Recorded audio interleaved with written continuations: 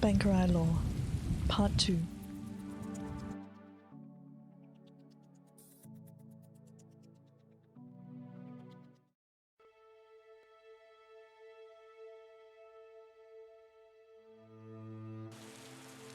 Living with lycanthropy. Throughout the ages, whenever one heard the word werewolf, it was a cry of fear and revulsion. This need not be the case any longer. We shall prove to Tamriel that it is indeed possible to live a productive, peaceful life while afflicted with Sanis lupinus. Our rule: resist the urge to commit violence. By withdrawing from society, one can learn how to apply this simple rule to everyday life. Do not give in to a feral desire to retaliate against those who cannot understand our plight. We are not meant to destroy others simply for sport. Nursing blessed us with the ability to fight well, with strength beyond that of an ordinary person. We must not take advantage of this blessing to hurt anyone, but to rather use it in ways that benefit others like ourselves. Hunting can be a rewarding pastime, and a way of worshipping our patron. It should not be a way of tormenting others, whether man or beast. This blessing, for it is a blessing and not a curse, allows us to carry heavy loads and to cover vast distances without tiring. We make excellent traveling merchants for this reason, as well as laborers of all kinds. By showing continued restraint, by not lifting our hand against others, by proving that hunger does not drive us to kill, we honor ourselves and our families. It is our duty to demonstrate that werewolves can be peaceful throughout our continued faith in Hircine's blessings. The Glenmoral Weird, by Lady Cinnabar of Tanith. No folk in Tamriel have been more misunderstood than the witches of the Glenmoral Weird, primarily, I believe, because all the scholars who have previously written about them have been men. This is not to say that the groundbreaking work of the Venerable Kigyo of Lilmoth or Professor Bast of Shadowstaller are to be entirely discounted, merely that their objectivity has been coloured and undermined by their cultural assumptions of male superiority. To be clear, it is not the fact that I am a woman that makes me somehow emotionally better suited to understanding the sisterhood of the Glenmoral Weird. On the contrary, it is my proven ability to be objective in the context of traditional gender roles, as shown by my celebrated tract, Saint and Slave Queen, Alessia and the Lens of Gender, that makes me uniquely qualified to address the subject of single-sex society like that of the Weird Sisters. The Glenmoral Weird are a loose association of female witch covens who revere nature and the natural world and incline towards Daedra worship. Racially, they are almost entirely human, though some covens include human hybrids, such as Hargravens and Lamia, who usually rule the coven that they live in. The preference for life in the wilderness means their covens are usually located far from the agricultural pastoral enclaves of civilized people, which contributes to the lack of understanding of their true natures. This has always led to Glenmoral covens nearly being described in terms such as uncanny, reclusive, dangerous, inimical, and evil. In fact, the Glenmoral Weird are all of these things except, I would argue, evil. It is true that they are unswervingly committed to a rejection of civilization and civilized ways. It is true that they admit no male members to their covens, and it is true that they regard themselves as in force of a certain laws of nature which only they recognize. This does not make them evil, just strict adherence to moral codes that are different from our own. In fact, the Glenmoral covens seem to be able to maintain their populations without admitting men into the number is also an object of suspicion for those who live in their vicinities. There's an age-old libel that the Weird Sisters replenish themselves by stealing girl children from neighboring farms, but such practice has never been documented, except in the case of the notorious Fen Witches of Halmarch, but they worship Molag Bal, and child abduction is the least of their objectionable habits. My inquiries, which have been extensive, lead me to the conclusion that in most cases, covens gain new members when unwanted girl children are brought to them by distressed parents. What happens to the unwanted boy children in the northern regions is probably a question best left unasked. through the Glenmoral Weird are numerically few.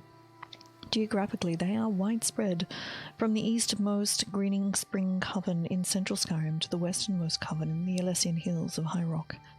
Most of the 8 or so known covens are adherents of Hircine, but the Hagfeather Coven of the Western Falkreath reveres Namira. The Markarth Sisters, the only urban coven, worships Mayuna's Dagon, and the aforementioned Fen Witches of Haralmarch are followers of Moab Baal. Relationships with the Reachmen, the other main Daedra worshippers of the Northern Wilds, vary from coven to coven and from Reach Clan to Reach Clan. The Hagfeather Coven and the Rhinemark Weird, the Markarth Sisters, all have cordial relationships with the Reachmen, but the western covens of the Elysian Hills and Viridian Woods have a history of conflict with the Reach clans that date back thousands of years. This may be accounted for by the fact that the Elysian and Viridian Weird venerate the less feral aspects of Hircine and have been known to provide cures for lycanthropy, whereas the Reachmen prefer Hircine's more vicious side, celebrating lycanthropy as a gift rather than a curse. This, then, is a summary of what is known about the widespread but elusive Sisters of the Glenmoral Weird. Many questions certainly remain unanswered, and much research remains to be done. And to address these issues properly, it might even be necessary to leave Tanith and to mount a personal expedition into the Northern Wilds, assuming a generous patron steps forward to finance such a worthwhile effort.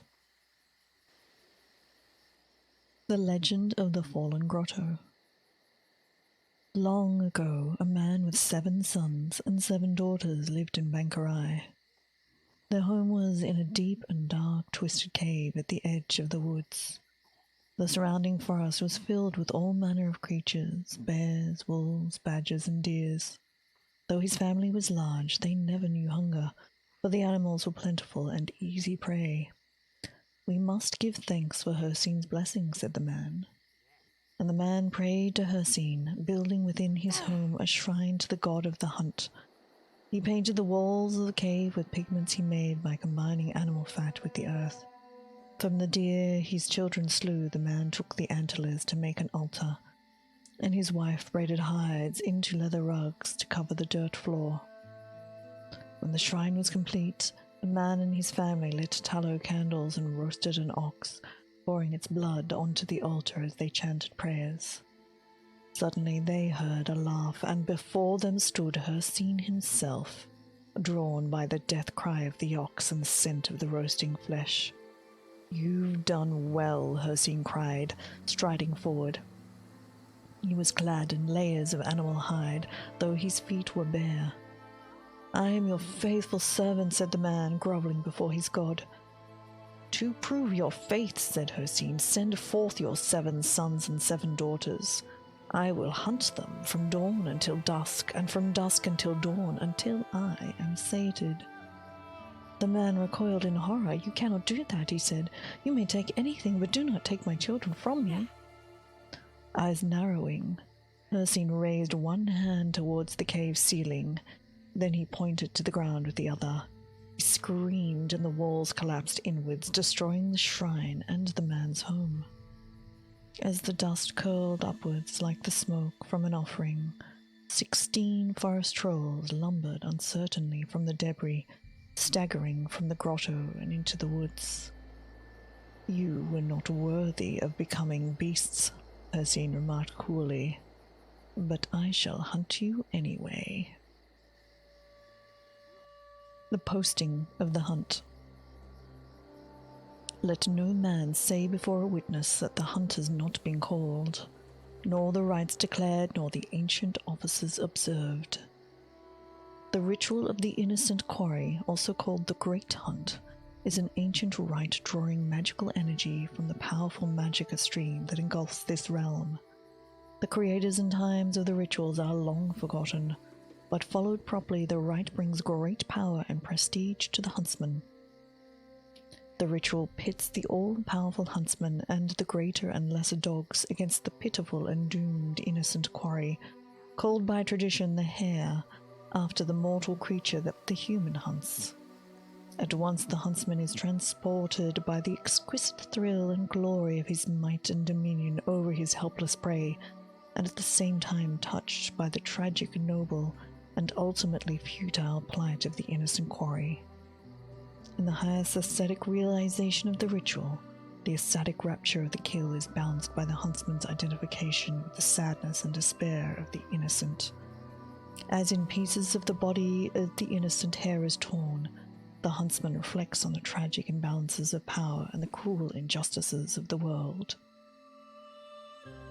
As the hunt begins, the lesser dogs assemble before the green crystal reflections of the chapel of the innocent quarry. Inside the chapel, the huntsman, the greater dogs, and the master of the hunt perform the rites that initiate and sanctify the huntsman, the hunt, and the innocent quarry. Then the huntsman emerges from the chapel, displays the spear of bitter mercy, and recites the offices of the hunt. The offices describe the laws and conditions of the 4 stages of the hunt: the drag, the chase, the call, and the view to the kill. Stage 1, the drag, in which the lesser dogs drag the ground to flush out the hair. Stage 2, the chase, in which the greater hounds drive the hare before them. Stage 3, the call, in which the greater hounds trap the hare and summon the huntsman for the kill. Stage 4, the view, in which the huntsman makes the kill with the ritual spear of bitter mercy and calls upon the master of the hunt to view the kill by ringing the town bell. The master of the hunt then bestows the bounty upon the huntsman bold, who has wielded the spear of bitter mercy in the kill. The master of the hunt also calls upon the huntsman bold to name the next hare for the next hunt, although the huntsman bold may not participate in the next hunt. The officers of the hunt, which the huntsman, master, and hounds are solemnly sworn to honor, detail the practices and condition of the hunt.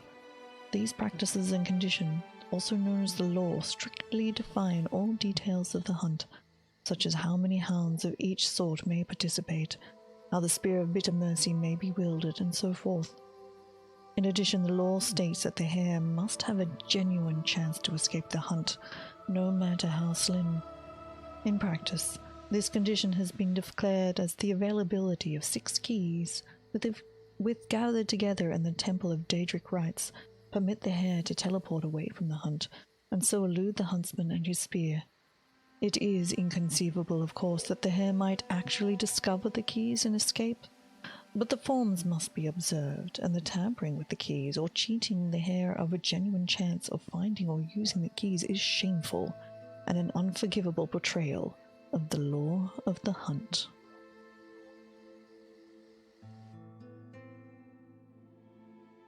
I hope you've been enjoying these lore readings, and if you have, please do consider subscribing to the channel.